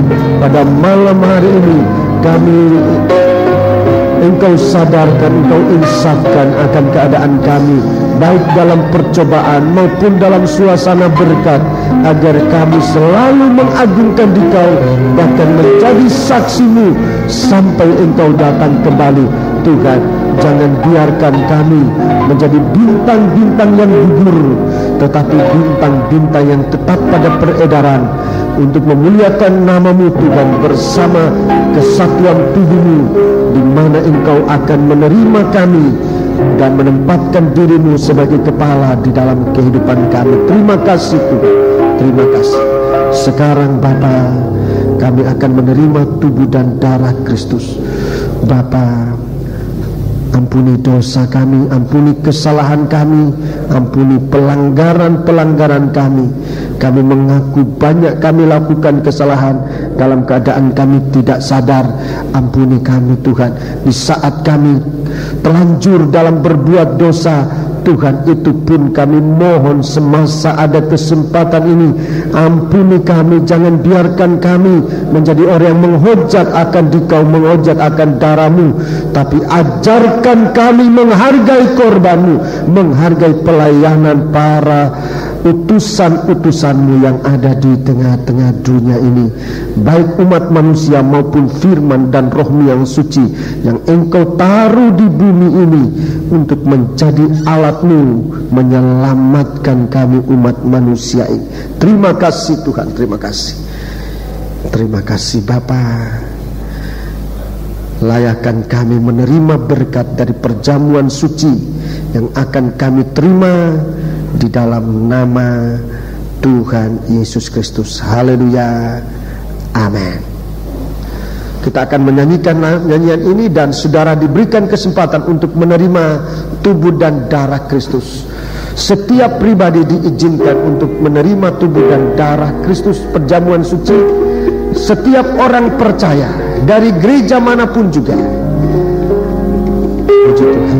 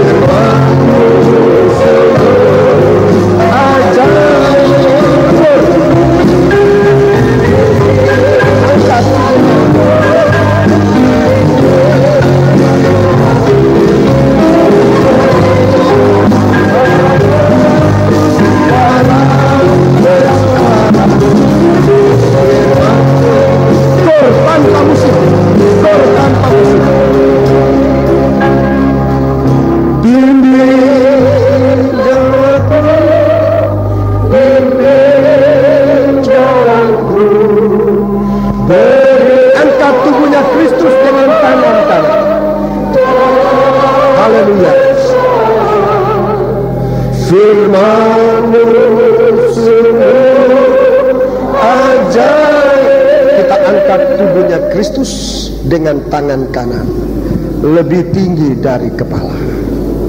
Haleluya. Dengarkan firman Tuhan. Sebab apa yang telah kuteruskan kepadamu telah aku terima dari Tuhan, yaitu bahwa Tuhan Yesus pada malam waktu ia diserahkan mengambil roti, dan sesudah itu ia mengucap syukur atasnya, ia memecah-mecahkannya dan berkata, dengarkan baik-baik, inilah tubuhku yang diserahkan bagi kamu. perbuatlah demikian menjadi peringatan akan aku. Kita makan bersama-sama dengan percaya dalam nama Yesus.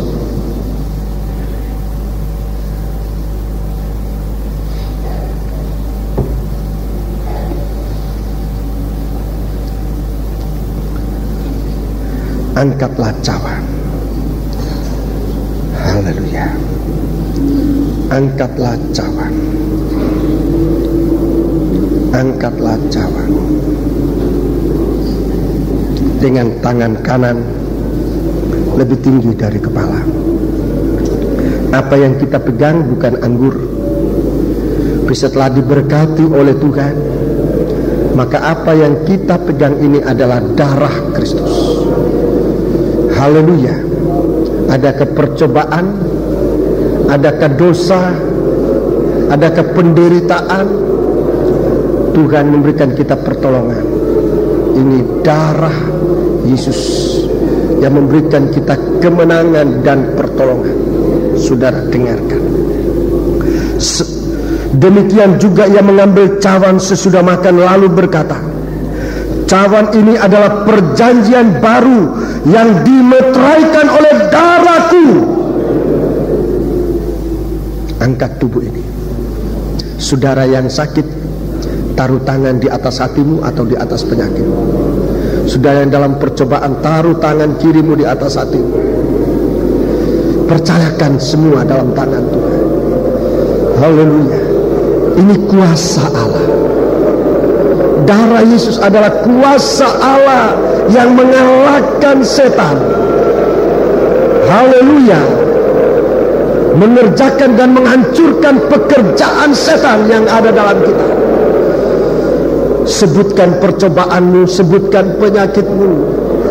Kita akan menggunakan perjamuan suci bersama-sama. Dengarkan. Perbuatlah ini setiap kali kamu meminumnya menjadi peringatan akan aku. Haleluya. Kita minum bersama-sama dengan percaya dalam nama Yesus. Haleluya. Angkat tanganmu dua ke atas. Oleh darah ini kita diselamatkan. Oleh darah ini kita diberi kemenangan. Diberikan wewenang Tuhan untuk mengalahkan setan. Dengan kesaksian hidup kita bersama Dia, bersama darah Kristus. Haleluya. Haleluya, haleluya, haleluya, haleluya. Kami tidak hanya mendengar firman-Mu, tetapi kami minum tubuh dan meminum darah-Mu, makan tubuh-Mu Tuhan, supaya pikiran yang ada pada Engkau, perasaan dan segala sesuatu yang dalam-Mu Tuhan, kuasa-Mu menjadi bahagian kami, untuk kami berkemenangan seperti Engkau juga sudah menang atas setan. Jadikan sidang jemaat ini ya Tuhan pemenang-pemenang bagi Engkau, untuk kami keluar menjadi saksi-Mu di mana-mana kami berada.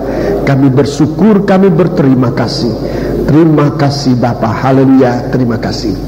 Dalam nama Yesus kami berdoa. Haleluya, amin.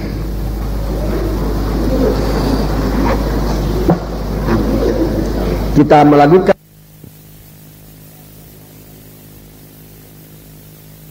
kepala. Bapa, terima kasih buat segala sesuatu yang sudah Engkau kerjakan dalam kami dan berkat yang kami terima malam ini. Saatnya kami akan kembali mohon penyertaan-Mu dalam kami semua, baik dalam perjalanan menggunakan kendaraan ataupun dengan berjalan kaki. Dalam setiap ruas jalan yang kami lewati, Engkau kiranya tetap membimbing, memimpin kami, jauhkan segala celaka dan mara bahaya. Demikian Engkau sudah memberkati kami, dan kami mau pulang, biarlah berkat-Mu tetap menyertai kami sekalian dimanapun kami berada, dalam nikah kami, dalam pekerjaan, dalam rumah tangga, dimanapun kami berada di tengah-tengah masyarakat umat-Mu. Jadikan kami berkat-Mu Tuhan. Terima kasih. Kami berdoa buat saudara-saudara kami yang nama-namanya sudah disebutkan. Kalau mereka ada di sini sekarang ini, kami percaya mereka sudah ditolong oleh kuasa firman-Mu, oleh perjamuan suci tubuh dan darah-Mu. Bahkan semua kuasa doa yang dinaikkan sudah menolong mereka. Tapi kuasa-kuasa kegelapan yang sempat mengganggu, menggoda kami, Tuhan, bersatu hati kami panggil nama Engkau buat usir dia.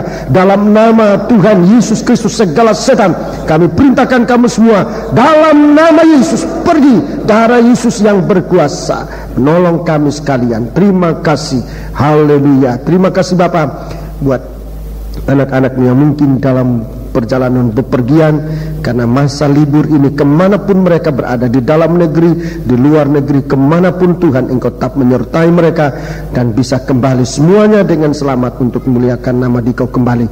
Terima kasih Tuhan, terima kasih buat berkat-berkat yang sudah kami terima. Kami naikkan ucapan syukur, baik perpanjangan umur, berkat apapun yang sempat kami terima, kami bersyukur kepadamu. Terima kasih Tuhan, terima kasih. Kami doakan bangsa dan negara kami di hari-hari ini terus dalam menghadapi situasi negara, situasi masyarakat kami yang belum berketentuan. Tuhan, berikan kami semua kekuatan dan kesadaran seluruh rakyat ini Tuhan, dan juga pemerintah kami, berikan mereka hikmat, akal budi dan kemampuan untuk memimpin bangsa ini ke arah takut akan Dikau Tuhan. Terima kasih Tuhan, terima kasih. Kekasihku sekalian, terimalah anugerah, cinta kasih dan berkat Tuhan, serta kembalilah dengan sejahtera dalam persekutuan Allah Bapa, Sang Putra dan Roh Kudus. Tuhan Yesus Kristus menyertai kami sekalian sekarang sampai selama-lamanya. Haleluya, amin. Sekian, Tuhan bersama kita sekalian. Selamat malam.